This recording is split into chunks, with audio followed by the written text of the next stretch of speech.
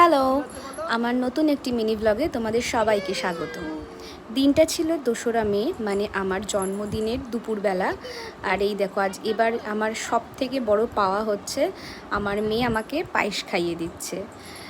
পায়েসটা বানিয়েছিল আমার বাবা, আর এই যে কর্তামশাই রান্না করছেন চিলি চিকেন। উফ, এটা যে কত বড় আর কি আমার ভাগ্য, কারণ উনি কোনো দিনই রান্নাঘরে ঢোকেন না। আর এই ছিল আজকে দুপুরে লাঞ্চের মেনু, নর্মাল, খুবই সিম্পল। আমি বেশি খেতে পারি না, তো আমি বলেছিলাম গরমের মধ্যে বেশি কিছু করতে হবে না। ফ্রাইড রাইস, চিংড়ি মাছের মালাইকারি যেটা বানিয়েছিল আমার মা, আর চিলি চিকেনটা দারুণ খেতে হয়েছিল যেটা বানিয়েছিল আমার বরমশাই, আর ছিল চাটনি আর পায়েস। ব্যাস, খুবই সিম্পল সাধারণ মেনু। বাকিগুলো পায়েসটা বানিয়েছে আমার বাবা, বাকিগুলো বানিয়েছে মা, আর চিলি চিকেনটা স্পেশালি বানিয়েছে আমার বর।